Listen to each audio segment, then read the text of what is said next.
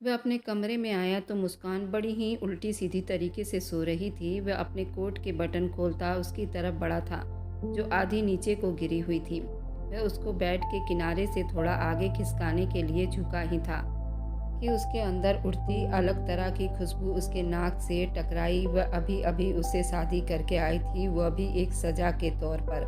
वह बहुत ही ज़्यादा मासूम थी, कम उम्र की लड़की थी। उसे एक दासी के तौर पर सौंप दी गई थी, लेकिन कृपा थी उसने उससे शादी कर ली थी, जिसके पिता ने उसके ताऊ का कत्ल किया था और अब उसको उसी की सज़ा में उसके साथ दासी बनाकर भेज दिया गया था। उस कत्ल के बदले में अपने बड़े ताऊ का ख्याल आते ही उसके अंदर आग भड़कने लगी थी। वह खुद पर सब्र करता पीछे हुआ। वॉशरूम में बंद हुआ था। थोड़ी देर के बाद निकला तो वह लड़की इस पोजीशन में सो रही थी। हे भगवान, इस लड़की को तो सोना भी नहीं आता। अच्छे खासे आदमी की तपस्या भंग कर दे। उसके साड़ी में से उसकी कमर झांक रही थी और उसकी कमर को देख वह मुंह में न जाने क्या क्या बड़बड़ा रहा था। अपने बाल तौलिया से सुखाने लगा। वह थोड़ी सी हिली तो उसके सुनहरे बालों के लटे उसके खूबसूरत चेहरे को ढक चुके थे। ये मंजर देखकर धीरज के दिल में बड़ी ही हलचल मच गई थी। वह नादान कम उम्र होने के बावजूद भी पूरी खूबसूरती रखती थी, जिसकी वजह से किसी का भी दिल दिमाग खराब हो सकता था। वह तो फिर भी उसका पति था। वह बहुत ज़्यादा खूबसूरत थी और उसके पास झुककर उसको सीधा लिटाया था ताकि वह गिर ना जाए। अभी धीरज ने उसे छुआ ही था कि वह करंट खाकर जागी थी। आप कौन हैं? वह डरकर पीछे होती बोली। धीरज का दिल किया अपना सिर पीट ले, जिसको अपने पति का ही होश नहीं था और अता पता नहीं था। मैं वही हूँ जिसके साथ तुम्हारी आज ही शादी हुई है। मैं तुम्हारा पति हूँ, वह गुस्से में बोला था। वह आप हैं?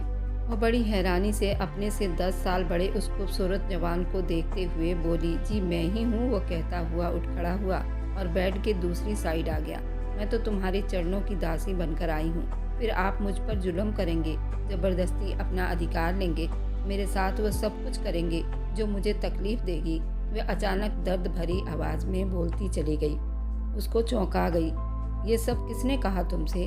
वह अपने आईब्रो को आड़ी तिरछी करने लगा। भला उस कमसीन लड़की से अपना अधिकार वो कैसे ले सकता था? अभी तो वो पूरी तरह जवान भी नहीं हुई थी, जिसको शादी का मतलब भी नहीं पता था। फिर वह आदमी बदले की आग में क्यों उसको अपनी जुनून का शिकार बनाता? जब मेरी शादी पंचायत में हो रही थी, वहाँ बैठी कुछ मेरे पड़ोस की सहेलियाँ ये सब बातें मेरे कान में बता रही थी। कुछ लड़कियां तो ऐसे ही बातें कर रही थी। जो लड़कियां बदले की आग में दासी बनाई जाती हैं और उसकी शादी कर दी जाती है तो उसका पति उस पर बहुत ही अत्याचार करता है। उसकी कोई सुहागरात नहीं होती, दिन और रात बस उसे तकलीफ से गुजरना पड़ता है। उसका पति अपना अधिकार बड़े ही बेदर्दी से लेता है। उसके बाद वह चुप से सर झुका गई। धीरज का शक बढ़ता ही जा रहा था। और क्या कहती थी तुम्हारी सहेलियाँ? वह और सवाल करने लगा तो वो बिल्कुल डरी हुई सब कुछ बोलती चली गई। उसने बताया उसके माँ के गांव में उसकी कजन के साथ भी कुछ ऐसा ही हुआ था। जब बदले की आग में उसे दासी बनाकर उसके साथ शादी करके उसे ले जाया गया था तो उसके पति का उम्र उससे 3 गुना ज़्यादा था। वह लड़की बहुत नादान थी। जिस रात उसकी शादी उस आदमी से हुई थी, वह रात बड़ी भयानक रात थी। लाल सिंह ने उसको बड़ी बेदर्दी से अपने हवस का निशाना बनाया था। उसके हर जिस्म पर नील के निशान थे। उसका हर अंग दांतों से काटा गया था। लाल सिंह की पहले से 3 पत्नियां थी, लेकिन उन तीनों पत्नियों में से किसी की भी औलाद नहीं हुई थी। सबके पास लड़कियां थीं। उनकी लड़कियों की उम्र में और झुमरी की उम्र में कोई अंतर नहीं था। झुमरी को एक दासी बनाकर ले जाया गया था। जब लाल सिंह ने अपने सुहाग रात के दिन झुमरी को पूरा लाल कर चुका था, वह दर्द से तड़प रही थी। डर की वजह से उसे पीरियड्स भी आ गए थे, लेकिन लाल सिंह ने उस पर जरा भी तरस ना खाया। उसकी दोनों टांगें सूज चुकी थी। वह हर रात शराब की नशे में उस पर अपनी हैवानियत दिखाता, लेकिन भगवान की कृपा ऐसी थी कि वह उसी हालत में प्रेग्नेंट हुई थी। लाल सिंह के दिमाग के अंदर एक लालच पैदा हो गया था, क्या पता ये औरत मेरे वारिस को जन्म देगी। उसके बाद लाल सिंह ने उस पर थोड़ी नरमी दिखानी शुरू की। झुमरी का ख्याल बढ़ चढ़कर रखा जाने लगा। उसने ठीक 9 महीने के बाद लाल सिंह के वारिस को जन्म दिया था। तब लाल सिंह ने खुशी में दुश्मनी को भुलाकर झुमरी से उसकी इच्छा पूछी थी, तो उस झुमरी ने कहा कि मैं तुम्हारे साथ नहीं रह सकती, मैं अपने घर जाना चाहती हूँ। उसकी इच्छा मान ली गई थी, लेकिन झुमरी से कहा गया था तुम मेरे बच्चे को अपने साथ नहीं ले जा सकती थी। झुमरी भी बहुत गरीब घर से थी। उसने तुरंत ये बात स्वीकार कर ली थी और वह बिल्कुल नादान भी थी। झुमरी को वापस उसके घर भेज दिया गया था तो झुमरी ने अपनी हालत सबको दिखाई थी। वह बहुत ही ज़्यादा बुरे हालत में अपने घर आई थी। उसकी पिछली पूरी दुश्मनी को ख़त्म कर दिया गया था। अब वह अपनी ज़िंदगी नई तरीके से बिता रही थी, क्योंकि वह अपने भाई के किए गए कत्ल की वजह से उसे दासी बनाया गया था और आज वह अपनी सज़ा काट कर यहाँ आ गई थी, नहीं तो उसे जीवन भर सज़ा सहनी पड़ती। वह उसकी बातें सुनकर हैरान हुआ था। इतनी डरी हुई थी और डरते डरते वह सारी बातें बता रही थी। उसके सजे संवरे रूप के उसके दिल की तार छेड़ गई थी। चलो ये बात तो सच होती है, लेकिन मैं तुम्हारे साथ ऐसा कुछ भी नहीं करने वाला, क्योंकि मैं इस रस्म के बिल्कुल खिलाफ हूँ। वह जिस तरह से डर कर बता रही थी, धीरज को झटका दे गई थी, जो ये सब कभी सपने में भी नहीं सोच सकता था। वह तो खुद ऐसे रस्म के खिलाफ था। कत्ल के बदले कत्ल चाहता था, मगर गांव के रस्मों के आगे वह अपना हथियार डाल चुका था और बेबस हुआ था।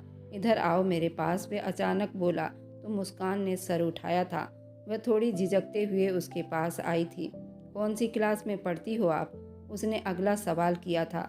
मैं 10वीं में पढ़ती हूँ, उसने मासूमियत से कहा। उसकी बात सुनकर धीरज ने एकदम उसके बाजुओं को खींचकर अपनी तरफ किया। मुस्कान का दिल उछलकर उसके गले में आ गया। मेरे पास होकर बैठो ताकि तुम्हें मुझसे डर ना लगे और मुझे तुम्हें समझाने में मदद हो जाए। उसके शब्दों में बहुत नरमी थी। मुस्कान का दिल बड़ी मुश्किल से समझा था, वरना वह तो समझी थी कि शायद वह अपना अधिकार लेने लगा है। आप मुझ पर अत्याचार तो नहीं करेंगे ना? आप मेरे साथ कोई ज़बरदस्ती तो नहीं करेंगे ना? वह मासूमियत से बोलते धीरज को सीधा अपने दिल में उतारती हुई महसूस हुई थी। उसने आगे बढ़कर उसका सर अपने सीने से लगा लिया। मुस्कान का नन्हा सा दिल बड़ी जोर से धड़क रहा था। नहीं, मैं अपनी छोटी सी पत्नी पर कोई अत्याचार या ज़बरदस्ती नहीं करूँगा। वह मोहब्बत से बोलता उसको हैरान कर गया था। सच में वह उसको अपने सीने में छुपाकर उसे विश्वास दिलाने की कोशिश कर रहा था। धीरज का दिल बेकाबू हुआ था। हाँ, सच में कहते के साथ उसने मुस्कान के खूबसूरत चेहरे पर अपने होंठ रख चुका था। वह अब जी जान से कांप उठी थी। मुझसे डरने की ज़रूरत नहीं है, मैं दूसरों जैसा बिल्कुल भी नहीं हूँ। मुस्कान का चेहरा थाम कर उसको रिलैक्स करने लगा, जो धीरे धीरे कांप रही थी। धीरज की बात पर उसका जिस्म कांपना बंद हुआ था। चलो अब सो जाओ, मुझे भी नींद आ रही है। वह उसको अपने बाजुओं से आज़ाद करता बोला तो वह अपनी जगह पर बड़ी तसल्ली में होकर आंखें बंद कर गई। मुस्कान, तुमने कपड़े क्यों नहीं चेंज किए? क्या तुम्हें ये कपड़े चुभ नहीं रहे? वह उसके खूबसूरत कामदार बनारसी शिफॉन की साड़ी को देखकर बोला था तो मुस्कान ने आंखें खोली। चुभ तो रहे हैं, लेकिन मेरे पास कोई और कपड़े नहीं, क्या करूं? फिर वह मुंह बनाकर बोली। वह अलमारी की तरफ बढ़ा, उनमें से अपना एक अच्छा सा ढीला डाला कपड़ा निकालकर उसको थमा दिया। आज की रात इस पर बिता लो, कल तुम्हारे सारे कपड़े मंगवा लूँगा। वह हाँ में सिर हिलाती वॉशरूम की तरफ बढ़ गई थी। अब फिर से एक बड़े इम्तिहान में फंसने वाली थी। उसके बाल उसके ब्लाउज के जिप में अटक गई थी, जो कि छुड़ाते हुए बहुत मुश्किल हो रही थी। वह बार बार कोशिश करके थक चुकी थी। उसको अब बहुत टाइम लग रहा था और उसे यूं बाथरूम में टाइम लगता देख धीरज बहुत परेशान हुआ था। मुस्कान, तुम ठीक हो ना? इतना टाइम क्यों लगा रही हो? उसने आवाज़ दी तो वह रोती हुई कांपते होठों से बाथरूम के दरवाजे के पास आकर खड़ी थी। मेरे ब्लाउज के जिप में मेरे बाल फंस चुके हैं, मैं इसे निकाल कर थक चुकी हूँ। वह अपने ब्लाउज के तरफ मुंह करती बोली। उसकी ये बात सुनते ही धीरज के जवानी के जज्बातों में आग सी लग गई थी। वह थोड़ा देर चुप रहा। वह पहले ही उसके खूबसूरत चेहरे ने उसको इम्तिहान में डाला हुआ था। वह अपने आप को बड़ी मुश्किल से रोक रहा था। उस पर से सितम की उसने अब अपना ब्लाउज अपने बालों में फंसा लिया था। अब तो भगवान ही मुझे बचा सकते हैं। फिर धीरज ने बड़ी मुश्किल से हाथ बढ़ाकर उसके बालों को उस ब्लाउज के जिप से बड़ी सावधानी से अलग किया था, ताकि उसको दर्द ना हो। उस बीच उसने अपने जज्बातों पर बड़ी मुश्किल से कंट्रोल किया था, क्योंकि उसका खुला जिस्म देखता वह दीवाना हुआ था। लेकिन वह कली अभी पूरी खिली नहीं थी। उस कली का खिलने का इंतजार कर सकता था, लेकिन उसको नुकसान नहीं पहुंचा सकता था। बड़ी ही सावधानी से उसने उसके बालों को उसके ब्लाउज से दूर किया था। अब उसके ब्लाउज का जिप खुलकर नीचे आ गई थी। मुस्कान ने बड़ी मुश्किल से अपने कढ़ाई वाले ब्लाउज में अपने दोनों ब्यूटी बॉल को दबोच रखा था, वरना वो ब्लाउज नीचे ही सरक जाती। धीरज का दिल धड़कने लगा था। देखो, मैंने तुम्हारे बाल को तुम्हारे ब्लाउज से अलग कर दिया है, वह कहता बेड की तरफ बढ़ गया और वह चेंज करके कुछ देर के बाद बाहर आई थी। ये लड़की आज उसका पूरा इम्तिहान ले चुकी थी। वह उसको अपने ढीले ढाले कपड़ों में देखकर मुस्कुराकर बोला था, जो किसी परी से कम नहीं लग रही थी। उसका अपने ऊपर कंट्रोल करना ये किसी भगवान के चमत्कार से कम नहीं था। वह जिस हालत में उसे देख चुका था, कोई भी कठोर मर्द का ईमान आराम से भंग हो सकता था। धीरज ने फिर भी अपने ऊपर बहुत कंट्रोल किया था, जबकि वह इस तरह का आदमी बिल्कुल भी नहीं था। वह अपने ऊपर कंट्रोल कर पाता। मुस्कान चुपके से सिमट कर उसके बगल में आकर लेट गई। उसने भी लाइट ऑफ करके आंखें बंद किया। ये रात उनके लिए बहुत मुश्किल थी। सुबह जल्दी उठा था, वॉशरूम में जाकर फ्रेश हुआ। बाहर निकलते ही मुस्कान की तरफ देखा, जो गहरी नींद में जा चुकी थी। वह कुछ पल उसे चुप से देखता ही रहा। उसके चेहरे पर बड़ी सुकून और मासूमियत भरी थी। उसके पास जाकर नरमी से उसका कंधा हिलाया। मुस्कान, उठ जाओ, सुबह हो गई है। उसकी आवाज़ बहुत ही नरम निकल रही थी, जैसे कोई मासूम बच्चे को जगा रहा हो। मुस्कान आंखें मसलते हुए उठ बैठी और पलकें झुकाते हुए धीरज को देखने लगी। उसकी उम्र बहुत ही नादान थी, मासूम थी। उसके चेहरे से साफ झलक रही थी। वो बेड से उठी और बाथरूम की तरफ चली गई। कुछ देर के बाद वो फ्रेश होकर बाहर निकली, लेकिन उसके बालों की हालत बिगड़ चुकी थी। लंबे और काले और बिल्कुल सिल्की और घुटनों से नीचे बिखरे हुए थे। वो बेबस नज़रों से धीरज को देखने लगी। ये बाल नहीं सुलझ पा रहे, क्या करूं? उसने धीमी आवाज़ में कहा। धीरज ने मुस्कुराकर उसे बैठने का इशारा किया। आओ, मैं ठीक कर देता हूँ। मुस्कान ने बड़ी डरते हुए कुर्सी पर बैठते उसके तरफ देखा। धीरज ने पहले तो उसके बालों को तौलिए से सुखाया और हल्के से पानी को निकाला था। ये सब करते उसके हाथ बड़े ही नरम चल रहे थे और बहुत ही मुलायम चल रहे थे। फिर वह आराम से उसके बालों को सुलझाने लगा। तुम्हारे बाल बहुत ही ज़्यादा खूबसूरत हैं मुस्कान, लेकिन ये बहुत मेहनत मांगते हैं, उसने हंसते हुए कहा। उसकी बातों पर मुस्कान ने अपना सर झुका लिया। उसके होठों पर हल्की सी मुस्कुराहट आ गई थी। धीरज ने बड़ी सावधानी से बालों के लटों को सुलझाया और फिर उन्हें खूबसूरती से बांध दिया। बस अब बिल्कुल परफेक्ट लग रही हो। वो पीछे हटकर उसके चेहरे को देखने लगा। मुस्कान ने आईने में खुद को देखा और खुश हो गई। थैंक यू धीरज जी, वह बड़ी मुस्कुराकर बोली थी। कोई बात नहीं, आइंदा खुद करना सीख लेना, लेकिन जब तक तुम्हें ज़रूरत हो मैं तुम्हारी मदद करता रहूँगा, धीरज ने नरमी से कहा और उसके चेहरे पर तसल्ली देखकर मुस्कुरा दिया। वे दोनों फ्रेश होकर कमरे से बाहर निकले। मुस्कान के चेहरे पर बहुत ही घबराहट दिखाई दे रही थी। उसके कदम धीरज के साथ चलने लगे थे। वह काँप रही थी, हर कदम पर धीरज की तरफ देखती थी, जैसे उसकी सुरक्षा के इंतजार में हो। धीरज ने उसके तरफ एक हल्की सी मुस्कुराहट से देखा, जो उसके डर को कुछ हद तक तो कम कर गया था। नीचे डाइनिंग टेबल पर सब मौजूद थे। जैसे ही वे दोनों अंदर दाखिल हुए, भानुमति की नज़रें उसके चेहरे पर जा ठहरी और उनके माथे पर अनगिनत बल पड़े थे। क्या तमाशा है धीरज? इस लड़की को खाने की मेज पर क्यों लेकर आ गए हो? धीरज ने मुस्कान का हाथ मजबूती से पकड़ा हुआ था और अपनी जगह पर बड़ी तसल्ली में खड़ा हो गया। भानुमति जी, ये अब मेरी पत्नी है और जहाँ मैं हूँ ये भी वहीं रहेगी। ये मेरे बराबर में बैठेगी। भानुमति का चेहरा गुस्से से लाल हुआ था। मत भूलो धीरज की ये लड़की तुम्हारे ताऊ की कातिल की बेटी है और तुम्हारी दासी बनकर आई है। पूरे डाइनिंग हॉल में बिल्कुल चुप्पी छा गई थी। सबकी नज़रें धीरज और भानुमति पर जम गई थी। मुस्कान के चेहरे का रंग बिल्कुल फीका पड़ गया था और उसके हाथ कांपने लगे थे। वह नज़रें झुकाए खड़ी थी। धीरज ने गहरी सांस ली, भानुमति के तरफ देखा। ये कातिल की बेटी हो सकती है भानुमति जी, मगर ये खुद कातिल नहीं है। उसके पिता के गुनाहों के हिसाब इससे नहीं लिया जाएगा। धीरज की आवाज़ में ऐसा विश्वास था और गुस्सा था कि हॉल में मौजूद हर आदमी हैरान रह गया था, जैसे किसी ने उस पर गुस्से का बम फोड़ दिया हो। सबकी आंखें धीरज पर जम गई थी। भानुमति की आंखों में आग झलक रहा था, जैसे उन्हें विश्वास नहीं हो रहा था कि धीरज उनके बात का इस तरह से जवाब दे सकता था। पास खड़ी मुस्कान डर से कांप रही थी। तुम परेशान मत हो मुस्कान, मैं तुम्हारे साथ हूँ। लेकिन अब वहाँ बहस का माहौल इस तरह छिड़ चुका था कि मुस्कान खड़े खड़े ही कांप रही थी। वे कांपते दिल के साथ खड़े रहने की कोशिश कर रही थी, लेकिन हर तरफ से नजरें उसे छलनी कर रही थी। आओ ऊपर चलते हैं, वह उसकी हालत देखकर बोला। भानुमति ने गुस्से से कुछ बोलने की कोशिश की, लेकिन धीरज ने उनके तरफ देखे बिना मुस्कान को आराम से अपने साथ ले गया।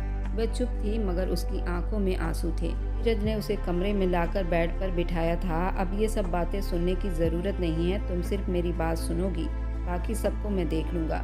मुस्कान ने पहली बार उसकी आंखों में इतना विश्वास देखा था और धीरे से सर हिला दिया। धीरज ने मुस्कुराते हुए उसके आंसुओं को साफ किए। चलो मैं तुम्हारे लिए यही नाश्ता मंगवा लेता हूँ, फिर दोनों मिलकर नाश्ता करेंगे। वह कहकर उठ गया और मुस्कान को नाश्ता करवाकर ऑफिस के लिए निकल चुका था। वह अपने कमरे में अकेली थी। सुबह के उस किस्से को अभी तक अपने दिल से नहीं निकाल पाई थी, मगर धीरज के तसल्ली वाले शब्दों ने उसे बड़ी तसल्ली दिया था। वह थकन के बाद भी बिस्तर पर लेट गई। वह नींद के लपेट में आ गई थी। कुछ देर हुई थी कि दरवाजे पर धीमी सी किसी की आने की आहट हुई। उसने आंखें मलते हुए दरवाज़ा खोला तो सामने एक नौकरानी खड़ी थी। भानुमति ने आपको नीचे बुलाया है। उसका दिल एकदम से धड़कने लगा। वह बिल्कुल सुन खड़ी उस नौकरानी को देखने लगी, जैसे ये जानने की कोशिश कर रही हो कि उसे नीचे क्यों बुलाया जा रहा है। उसके दिल में बहुत सारे सवाल उठने लगे थे। वह धीरे धीरे नीचे आई। कदम भारी हो रहे थे और दिल धड़क रहा था। जैसे ही वो आंगन में पहुंची, भानुमति की तेज नज़रें उस पर पड़ गई थी। याद रखो, धीरज की नरमी से ये मत समझना कि हम तुम्हें अपना लेंगे। अगर तुम चाहती हो कि यहाँ तुम्हें बर्दाश्त किया जाए तो सारे काम तुम्हें करने पड़ेंगे, और अगर तुमने मना किया तो मुझसे बुरा कोई नहीं होगा। समझ आई तुम्हें कि नहीं? मुस्कान ने बड़ी मुश्किल से हिम्मत इकट्ठी की। सर झुकाकर हल्का सा सर हिला दिया।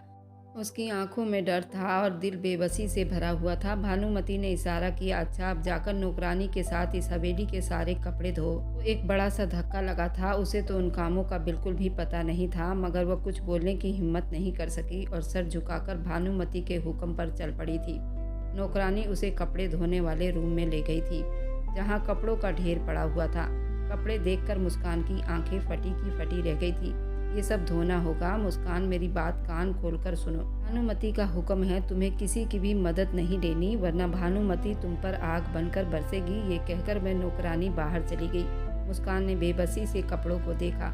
उसके हाथ कपड़ों के ढेर को छूते हुए कांप रहे थे, मगर उसके पास और कोई रास्ता नहीं था। धीरे धीरे उसने कपड़ों को धोना शुरू किया, मगर थोड़ी ही देर में थकन से चूर हो गई। उसके हाथ लाल पड़ गए थे, आंखों में आंसू आ गए। फिर भी वह हार मानने के बजाय काम करती रही। हर कपड़े उसके लिए एक नई परीक्षा बन रही थी। वह दिल ही दिल में बड़े ही सब्र करती कपड़े धोती गई। शाम की शुरुआत हो चुकी थी। जब धीरज ऑफिस से हवेली वापस आया तो जैसे ही वह अपने कमरे में दाखिल हुआ, सामने का मंजर देखकर उसके कदम वहीं रुके। मुस्कान बेड पर बैठी हुई थी। उसका चेहरा लाल था, आंखों से बेहद आंसू बह रहे थे। वह इतनी मासूम लग रही थी कि धीरज का दिल तड़प उठा था। वह तेजी से उसके पास आया। मुस्कान, क्या हुआ मेरी जान, क्यों इस तरह रो रही हो? मुस्कान ने अपने आंसुओं को साफ करने की कोशिश की, मगर उसकी कांपती हुई आवाज़ और आंखें उसे और ज़्यादा बेबस कर रही थी। ये एकदम धीरज के गले लग गई और सिसकियां लेकर बोली। वह उसके गले लगने पर उसका दिल 100 की स्पीड में दौड़ रहा था। उसके जिस्म उसके सीने से टकरा रही थी, उसे दीवाना कर रही थी। मुस्कान ने उसे बड़ी जोर से पकड़ा हुआ था। वह अपने अंदर एक अलग ही आग उबलता हुआ महसूस कर रहा था। वह यूं ही पकड़कर बोलने लगी, आज मुझसे भानुमति ने बहुत सारे काम करवाए हैं, कपड़े धुलवाए हैं। देखिए, मैं बहुत थक गई हूँ, मेरी कमर बहुत दर्द कर रही है। ये सुनकर उसके अंदर गुस्से की एक लहर उठने लगी, मगर वो मुस्कान के सामने खुद पर काबू करना चाहता था। उसने मुस्कान को अपने बाजुओं में भर लिया। चलो लेट जाओ, मैं तुम्हारी कमर दबा देता हूँ। नहीं नहीं, आप ये क्या कर रहे हैं? मुस्कान ने जल्दी ही मना किया था, लेकिन धीरज बिल्कुल गुस्से में आया था। चुपचाप यहाँ लेट जाओ मुस्कान, ये मेरा हुक्म है। वह थोड़ा गुस्से से बोला। मुस्कान बेबस होकर लेट गई। धीरज ने हल्के हाथों से उसकी कमर दबानी शुरू की। उसके हाथ इतने नरम चल रहे थे। उसने उसके कंधे, बाजू, नन्हे से जिस्म की हल्के हाथों से मसाज की। ये उसके लिए बहुत बड़ा इम्तहान था, क्योंकि उसकी गोरी और पतली कमर पर बार बार उसकी नज़र भटक जाती थी। उसे अपने ऊपर काबू रखना बड़ा मुश्किल हो जाता था। मुस्कान के चेहरे पर धीरे धीरे सुकून के असर दिखाई देने लगे। आपको ये सब करने की ज़रूरत नहीं थी। वह शर्म से पानी पानी होती बोल पड़ी थी। अब रहने दीजिए, काफ़ी हद तक आराम आ गया है। तुम मेरी जिम्मेदारी हो मुस्कान, तुम्हारा हर दुख मेरा है और तुम्हारी हर थकन मेरी है। उसकी बात पर मुस्कान के होठों पर हल्की सी मुस्कुराहट आ गई। वह धीरे धीरे नींद की लपेट में चली गई। धीरज ने उसके चेहरे को बड़े प्यार से देखा। उसके चेहरे पर एक प्यारा सा किस किया था। उसको कंबल ठीक से उड़ाकर चला गया। वह कमरे से बाहर निकल गया। वह तेज कदमों के साथ अब भानुमति के कमरे की तरफ बढ़ा था। उसका चेहरा गुस्से से लाल था, आंखों में एक सख्ती झलक रही थी। जैसे ही उसने कमरे में कदम रखा, वहाँ भानुमति और उसके प्यारे दादा एक दूसरे से बड़ी ही गंभीरता से बातें कर रहे थे। धीरज ने सीधा भानुमति के तरफ देखा। भानुमति, आपने मुस्कान से पूरी हवेली के कपड़े क्यों धुलवाए? क्या घर की नौकरानियां काम पर नहीं आई? उसकी आवाज़ में बहुत ही गुस्सा दिखाई दे रहा था। भानुमति बड़ी तसल्ली में बैठी थी। उसके सवाल पर अचानक ही चौंक गई थी। उनके चेहरे पर गुस्सा उभर आया था। उठकर खड़ी हुई। क्या हुआ धीरज, ये किस तरह से बातें कर रहे हो? क्या तुम अब हमसे इस तरह से बातें करोगे? जब से वो लड़की इस घर में आई है, तुम्हारी जुबान, तुम्हारा व्यवहार दोनों ही बदल गया है। भूल गए कि इस घर में हम सबसे बड़े हैं? भानुमति, मुझे आप माफ़ कीजिए, लेकिन बात मेरी पत्नी की है और इस घर में वह जैसे भी आई हो, चाहे वह दासी बनकर आई हो या मेरी मर्जी से आई हो, लेकिन अब वो मेरी इज्जत है। मैं नहीं चाहता कि कोई उसे नौकरानी जैसा समझकर उसके साथ बुरा व्यवहार करे। वह अपने गुस्से को पीता हुआ बहुत ही तसल्ली में बोला था। भानुमति की नज़रें गुस्से में लाल हुई थी, मगर वह चुप रह गई थी। धीरज ने एक कदम आगे बढ़ाया था। आइंदा कोई भी काम हो नौकरानी से करवाया करो, मुस्कान से नहीं। मैं अपनी पत्नी की इज्जत पर कोई भी आँच नहीं आने दे सकता और इसके लिए मैं कोई भी समझौता नहीं करूँगा। उसकी बात पर कमरे में बिल्कुल सन्नाटा छा गया था। भानुमति और दादा, बाकी बूढ़े लोग हैरानी से धीरज को देखने लगे थे। भानुमति अब गुस्से में लाल हुई थी और कांप रही थी। उनका चेहरा उनकी चुप्पी की गवाही बन चुकी थी। धीरज ने एक नज़र सब पर डाली और मजबूत कदमों के साथ कमरे से बाहर निकल गया। अपने पीछे एक भारी खामोशी छोड़ गया था। रात का वक्त था। डाइनिंग हॉल में खाना सजाया जा चुका था।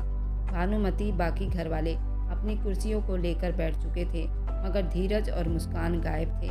भानुमति ने आसपास देखते हुए नौकरानी को बुलाया। धीरज कहाँ है? और उस लड़की ने खाने के वक्त डाइनिंग टेबल पर आना जरूरी क्यों नहीं समझा? भानुमति, धीरज साहब अपने कमरे में खाना मंगवा रहे हैं, नौकरानी ने बड़े प्यार से कहा। ये सुनकर भानुमति का चेहरा लाल पड़ गया था। जाकर धीरज से कहो कि जल्दी डाइनिंग टेबल पर नीचे आए और खाना खाए। हवेली के रीति रिवाज इस तरह नहीं बिगाड़ा जाएगा। वह गुस्से से लाल पीली होती बोली थी। नौकरानी सर हिलाती जल्दी से वहाँ से भागी थी, कमरे की तरफ चल पड़ी थी। कमरे के अंदर दाखिल हुई। धीरज और मुस्कान दोनों ही बड़े सुकून से बैठे थे। मुस्कान के चेहरे पर एक अजीब सी शर्मिंदगी छाई थी। धीरज उसके तरफ मोहब्बत भरी नज़रों से देख रहा था। नौकरानी ने कमरे पर आहट दी। साहब जी, भानुमति ने कहा है कि आप डाइनिंग टेबल पर आकर खाना खाएं। भानुमति से जाकर कह दो, मैं और मुस्कान डाइनिंग टेबल पर नहीं आएंगे। हमारा खाना हमारे कमरे में ही दिया जाए। ये फैसला मेरा है और इस पर कोई समझौता नहीं करूँगा, उसने बड़ी गंभीरता से कहकर दरवाज़ा बंद कर दिया। नौकरानी डरे हुए अंदाज में सर हिलाती हुई वापस चली आई और भानुमति को ये जानकर बड़ी दुख हुआ था, जो पहले ही गुस्से में लाल पीली हो रही थी, ये सुनकर और ज़्यादा भड़क गई थी। उनके चेहरे की बनावट गुस्से में और ज़्यादा भयानक हो गई थी। उन्होंने गुस्से से मेज पर हाथ मारा। ये लड़की धीरज को हमसे दूर करने की कोशिश कर रही है। इस लड़की का इंतजाम करना पड़ेगा। भानुमति का दिमाग नफरत और गुस्से से भर चुका था। उसके दिल में अब मुस्कान के लिए और ज़्यादा चालाकियाँ और साजिश जन्म लेने लगी थी। मुस्कान, जो अपनी मासूमियत है और नादानी से धीरज की मोहब्बत से बड़े प्यार से तसल्ली में बैठी थी और इस बात से बिल्कुल बेखबर थी कि भानुमति के दिल में उसके खिलाफ अब जहर और आग और ज़्यादा भड़क चुका था। सुबह का वक्त था। धीरज मामूली के हिसाब से ऑफिस के लिए जा चुका था। अब अपने कमरे में बैठकर वो मोबाइल पर कुछ देखने में बिजी थी। उसको नया मोबाइल धीरज ने लाकर दिया था ताकि वह अपनी दुनिया में खुश रहे, हवेली के इस वाहियात नियम कानून से दूर रहे। भानुमति, जो पहले ही धीरज की मोहब्बत और मुस्कान की मौजूदगी से चिढ़ रही थी, दिल में नफरत का तूफान लिए कमरे में दाखिल हुई। उन्होंने जब मुस्कान को बेफिक्री से मोबाइल पर बिजी देखा तो ब्रह्मांड में आग लग चुकी थी। वह गुस्से से कमरे के अंदर दाखिल हुई। एक झटके में मुस्कान के हाथ से मोबाइल छीनकर दीवार पर दे मारा। मोबाइल दीवार से टकराकर बिल्कुल चकनाचूर हो गया था। मुस्कान ने डरी हुई नज़रों से भानुमति की तरफ देखा था, लेकिन इससे पहले कि कुछ और कहती, भानुमति ने एक जोरदार थप्पड़ उसके चेहरे पर दे मारा था। थप्पड़ का वजन तेज था कि मुस्कान का सर दीवार से जा लगा और वह दरवाजे से कुंडी से टकराई, वहीं जख्मी हुई थी। तुम्हारी इतनी हिम्मत कि तुम हमारे रीति रिवाज को पैरों तले कुचलो और धीरज को हमारे खिलाफ भड़का रही हो। अपनी उम्र और हैसियत देखी है तुमने? किसने कहा था कि तुम हमारी शिकायत करो? उनकी आवाज़ से पूरे कमरे की दीवारें गूंज रही थी। मुस्कान, जो दीवार के साथ जा लगी थी और उसके सर से खून बह रहा था, बड़ी मुश्किल से बोल पाई थी, भानुमति, मैंने कोई शिकायत नहीं की। लेकिन उसकी बात पूरी होने से पहले भानुमति ने एक और थप्पड़ उसके मुंह पर दे मारा। अब उसके मुंह से खून निकल रहा था। नौकरानी को आवाज़ दी, इसे नीचे लेकर आओ। नौकरानी जल्दी ही कमरे से बाहर आई और मुस्कान, जो डर में कांप रही थी, उसे घसीटते हुए नीचे ले जाने लगी। वे ज़ोर ज़ोर से चीखने लगी, मुझे छोड़ दो प्लीज़। लेकिन उसकी आवाज़ किसी ने ना सुनी। हवेली के बड़े कमरे में बड़े बूढ़े और हवेली के और भी लोग मौजूद थे। सबने नौकरानी को मुस्कान को घसीटते हुए देखा था। भानुमति ने फिर से मुस्कान के मुंह पर थप्पड़ों की बरसात शुरू कर दी थी। हर थप्पड़ के साथ उनके गुस्से का आग तेज होता गया। मुस्कान की चीख और सिसकियां पूरी हवेली में गूंजने लगी। एक और जोरदार थप्पड़ के बाद उसका पूरा मुंह लाल हो चुका था। खून तो पहले ही निकल रहा था। दयाल सिंह ने आगे बढ़कर भानुमति को रोकना चाहा था, मगर दादाजी ने उसे बाजू से पकड़कर रोक लिया था और फिर भानुमति ने अपनी पूरी ताकत से उसे थप्पड़ों से मारती गई और वह ज़मीन पर गिर पड़ी थी। उसका नाजुक जिस्म अब बेहाल हो चुका था। वह बेहोश हो गई थी और इस वक्त धीरज हवेली में दाखिल हुआ। अपनी कोई फाइल लेने आया था, मगर मुस्कान को ज़मीन पर बेहोश पड़ा देख, उसके होठों से रिसने वाले खून को देखकर उसके अंदर का तूफान भड़क उठा था। वह भागते हुए मुस्कान के पास आया, उसे बाहों में उठाया। ये सब क्या हो रहा है?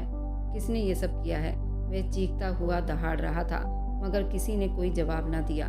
वह एक पल भी खराब किए बिना मुस्कान को उठाकर हवेली से बाहर निकाला और जल्दी गाड़ी में डालकर अस्पताल की तरफ चला गया।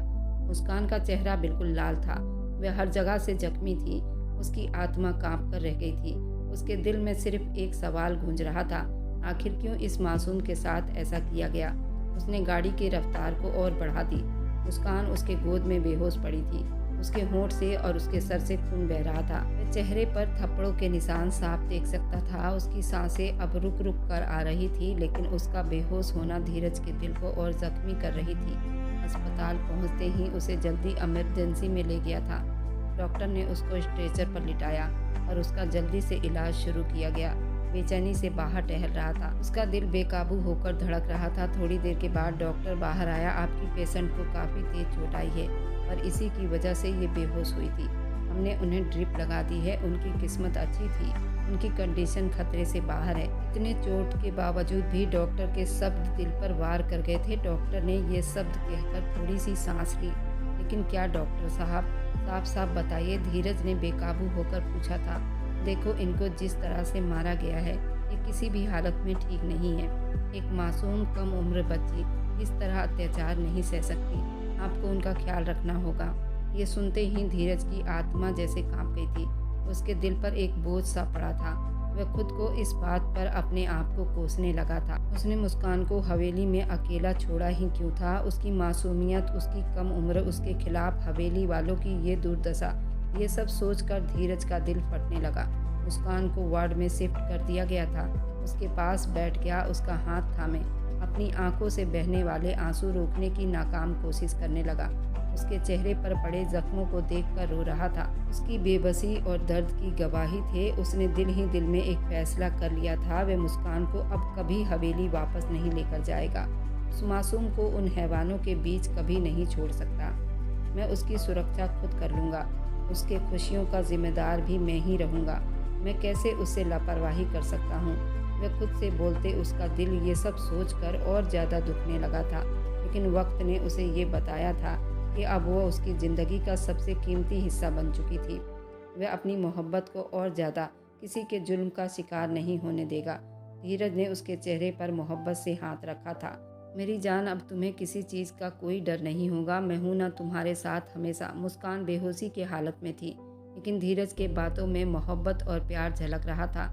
फार्म हाउस की चुप्पी में धीरज मुस्कान को ले आया था। गाड़ी से उतरते ही मुस्कान ने चारों तरफ निगाहें दौड़ाई थी। ये जगह एक सपने जैसी लग रही थी। दूर दूर तक फैला हुआ ये हरियाली, ये बड़ी सुकून में था और खूबसूरत घर जो धीरज ने मुस्कान के लिए चुना था। मगर उसके आंखों में अभी वही दर्द और चुप्पी छुपी हुई थी जो धीरज को बेचैन कर रही थी। धीरज ने धीरे से उसको सहारा दिया, उसे फार्म हाउस के अंदर लाया था। उसने मुस्कान को एक आरामदेह बिस्तर पर बिठाया था। उसके कदमों में बैठकर प्यार भरी मोहब्बत से उसे देखने लगा था। मुस्कान की आंखों में थकन और दुख दिखाई दे रहा था। जुबान पर चुप्पी थी। मुस्कान, ये घर अब हमारा है, सिर्फ हमारा, और यहाँ कोई नहीं होगा जो तुम्हें तकलीफ दे, कोई नहीं जो तुम्हारी इज्जत को खराब करे। हम यहाँ बड़ी तसल्ली से रहेंगे। उन सब से जो तुम्हें रुला रहे थे, मुस्कान ने आंखें उठाकर उसकी तरफ देखा, लेकिन वह कुछ न कह सकी। धीरज उसके चुप्पी के साथ पीछे दर्द को महसूस कर सकता था। वह उठकर खड़ा हुआ। ठहरो, मैं तुम्हारे लिए कुछ खाने को लेकर आता हूँ। वह ये कहकर किचन की तरफ बढ़ा था। नौकरानी से किचन में परहेजी खाने को बोलकर आया था। नौकरानी ने जल्दी से वो खाना तैयार किया, धीरज के हाथ में थमाया था। धीरज ने प्लेट मुस्कान के सामने रखा, अपने हाथों से निवाला बनाकर उसको खिलाने लगा था। चलो खाओ, तुमने बहुत देर से कुछ नहीं खाया। आप सच कह रहे हैं, हम सच में इसी घर में रहेंगे? वह चौंक कर फिर से बोली। तो धीरज के चेहरे पर एक मुस्कुराहट आ गई थी। हाँ मुस्कान, ये घर सिर्फ हमारा है, यहाँ कोई नहीं होगा तुम पर जुल्म करने वाला और तुम्हें तकलीफ देने वाला। ये घर सिर्फ तुम्हारे लिए ही तो बनाया है, तुम्हारे तसल्ली के लिए। ये मोहब्बत से बोला था। उसकी आंखों में मासूम सी चमक आ गई थी। वह बच्चों की तरह खुश हो गई थी। बेकाबू धीरज के गले लग गई थी और ये उसका अंदाज धीरज को आग लगा देती थी। उसका जिस्म अब भी धीरज से टकरा रहा था, उसके अंदर एक अजीब सा हलचल पैदा कर देता था। वह अपने आप पर बड़ी मुश्किल से कंट्रोल कर पाता था। धीरज ने हल्के हाथों से उसे थपथपाया। थोड़ा सा दूर रहकर बात किया करो जान, वरना फिर खुद ही मुश्किल में पड़ जाओगी। उसके होंठों का दबाव, उसके ब्यूटी बॉल का दबाव अपने सीने में महसूस कर वे पागल हो जाता था। वह खुमारी भरे शब्दों में बोला था, क्या मतलब, कौन सी मुश्किल? मुस्कान ने हैरानी से पूछा। कुछ नहीं, तुम आराम करो, मैं कमरे में जाकर ये बर्तन रख कर आता हूँ। धीरज ने उसे शरारती नज़रों से देखकर कहा था। वह आश्चर्य से उसकी तरफ देखकर रह गई थी। धीरज की बातें उसके सर के ऊपर से निकल गया था। वह धीरज के फ़ोन पर डिस्कवरी देखने में मगन थी। धीरज उसके पास बैठा लैपटॉप पर अपना काम कर रहा था। मुस्कान के खूबसूरत चेहरे को वह निहारता। उस माहौल को हल्का फुल्का हंसी में बदल दिया था। लेकिन अचानक धीरज के फ़ोन की स्क्रीन पर कॉल आने लगी। मुस्कान ने फ़ोन उठाया और स्क्रीन पर नज़र दौड़ाई। उस पर लिखा हुआ था भानुमति। पल भर में ही उसके दिमाग को उलझा गया। आपके फ़ोन पर कॉल आ रही है, उसने धीरे से कहकर फ़ोन धीरज को पकड़ा दिया था। मुस्कान के हाथ कांप उठे थे। धीरज जल्दी से कमरे से बाहर निकल गया। उसके कदमों की रफ्तार, चेहरे की गंभीरता मुस्कान को कुछ अजीब सा शक में डाल गया था, मगर वह चुप रही। धीरज ने कमरे से बाहर जाकर फ़ोन कान से लगाया तो दूसरी तरफ भानुमति का गुस्से से भरा शब्द सुनाई दिया था। कहाँ हो तुम धीरज? 2 दिन हो गए हैं तुमने हवेली में कदम नहीं रखा। उनके शब्दों में बहुत गुस्सा दिखाई दे रहा था। उसने गहरी सांस ली। भानुमति, अब मैं उस हवेली में कदम नहीं रखूंगा जब तक आप लोग मुस्कान को दिल से स्वीकार नहीं करते। इसके आगे की कहानी बहुत दिलचस्प रहने वाली है। क्या मुस्कान को हवेली वाले स्वीकार कर पाएंगे? धीरज और मुस्कान का रिश्ता आगे बढ़ पाएगा या नहीं, इसके आगे की कहानी आपका दिल और दिमाग दोनों हिलाकर रख देगा। इस कहानी को मिस ना करें और मेरी वीडियो आप लोग जहां कहीं से भी देखते हैं, कमेंट में अपने शहर और राज्य का नाम ज़रूर बताएं। मुझे आप लोगों के कमेंट पढ़ने में बहुत आनंद आता है और उन सभी का मैं बहुत बहुत धन्यवाद करना चाहती हूँ। जो लोग मेरी वीडियो को देखते हैं, लाइक करते हैं और शेयर करते हैं। अगर आपको आज की कहानी पसंद आई है तो वीडियो को ज़रूर लाइक कीजिएगा और अपने दोस्तों के साथ शेयर भी कीजिएगा। और हाँ, अगर आपने अभी तक हमारे चैनल को सब्सक्राइब नहीं किया है तो ज़रूर सब्सक्राइब कर लें। मिलते हैं हम अपनी कल की एक और नई दिलचस्प कहानी के साथ। मुझ पर सदा अपना प्यार और स्नेह बनाए रखें। सभी को मेरा प्यार भरा नमस्कार दोस्तों। खुश रहें, स्वस्थ रहें, मस्त रहें।